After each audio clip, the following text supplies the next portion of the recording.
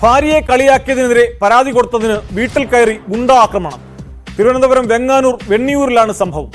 വീടിന് മുമ്പിലുണ്ടായിരുന്ന ബൈക്ക് അക്രമികൾ അടിച്ചു തകർത്തു. വെണ്ണിയൂർ സ്വദേശി കൃഷ്ണപ്രസാദിന്റെ വീടിനു നേരെയാണ് ആക്രമണമുണ്ടായത്.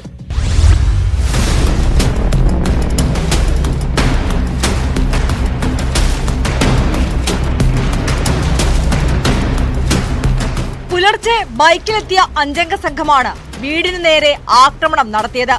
വീട്ടിലേക്ക് ചുടുകല്ലെറിഞ്ഞ് ഭീകരാന്തരീക്ഷം സൃഷ്ടിച്ച ശേഷം വീടിന് മുന്നിൽ പാർക്ക് ചെയ്തിരുന്ന ബൈക്ക് അടിച്ചു തകർക്കുകയായിരുന്നു.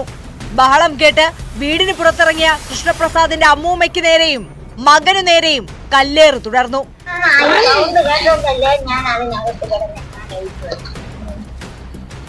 അപ്പൊ ഈ ലൈറ്റ് ഒക്കെ എറിഞ്ഞു അതുപോലെ വണ്ടി. അപ്പൊ ഞാൻ എവിടെ വിളിച്ചു വണ്ടി പോയി. പരിസരവാസികൾ എത്തിയപ്പോഴേക്കും സംഘം ബൈക്കിൽ കടന്നുകളയുകയായിരുന്നുവെന്ന് വീട്ടുകാർ പോലീസിന് മൊഴി നൽകി. ഭാര്യയെ കളിയാക്കിയത് ചോദ്യം ചെയ്തതിലും പോലീസിൽ പരാതി നൽകിയതിലുമുള്ള വൈരാഗ്യം മൂലമാണ് വീട് കയറി ആക്രമണം നടത്തിയതെന്നാണ് കൃഷ്ണപ്രസാദ് പറയുന്നത്.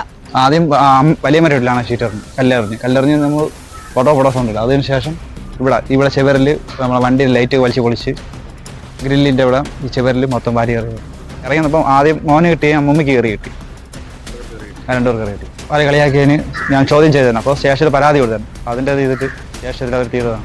കൃഷ്ണപ്രസാദ് വിഴിഞ്ഞം പോലീസിൽ പരാതി നൽകിയതിനെ തുടർന്ന് പോലീസും ഫോറൻസിക് സംഘവും സ്ഥലത്ത് പരിശോധന നടത്തി. സംഭവത്തെക്കുറിച്ച് അന്വേഷിച്ചു വരികയാണെന്നും പ്രദേശത്തെ CCTV ഉൾപ്പെടെ പരിശോധനയ്ക്ക് വിധേയമാക്കുമെന്നും പോലീസ് വ്യക്തമാക്കി.